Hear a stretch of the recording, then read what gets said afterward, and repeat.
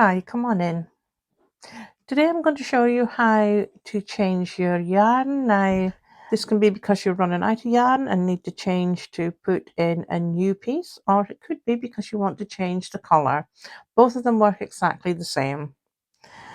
So when you come to your last stitch, if you're changing at the end of a row because you'd want to maybe put in a new colour, then what I've made here is UK double crochets, US singles, and I'll show you how to do that one first. So we've come to our last stitch and we would start that stitch as normal. So we put our hook through, yarn over and pull it back through, and you have those two loops on your hook. But instead of finishing it with this colour, we would take the other colour or the new piece of yarn if it's the same colour you're using. Oops. Put your yarn over your hook, pull it through those two loops and complete your stitch with that. Put your yarn over to give you your chain stitch for turning. Turn your work, hook through, yarn over, and just start your next row. And that's how you then continue your work the whole way along. And that's how you would change it if it's a UK double crochet or US single crochet.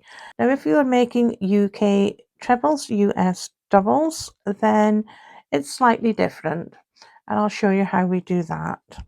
So you'd start your next stitch the same as normal. Now obviously if you're at the end of a row, you'd be doing exactly the same thing. You would start your stitch the same as normal, so yarn over, in through your stitch, yarn over and pull back through. You have your 3 loops, yarn over, pull through 2. But instead of finishing it off, we'd then bring in our next colour or the new piece of yarn that's in the same colour. Put your yarn over and pull through those last 2, completing that stitch. And this also makes a clean change for putting in a different colour as well. It means you've got that clean change. It looks a sharper change than having it added in later. Again, you'd hold your 2 pieces of yarn and you would try and weave it in as you go. So yarn over, in through that stitch, bring it back through, pull through 2 and pull through 2. And we continue the whole way along exactly the same, making sure that we held those pieces at the back so that we don't have to weave them in.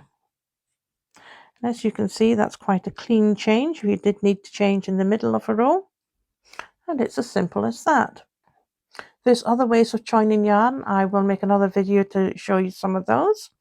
But this way is quite a nice simple way to do it and very effective. I'll have more tutorials coming out soon. Thank you for joining me, for keeping me company, and I'll see you in the next one.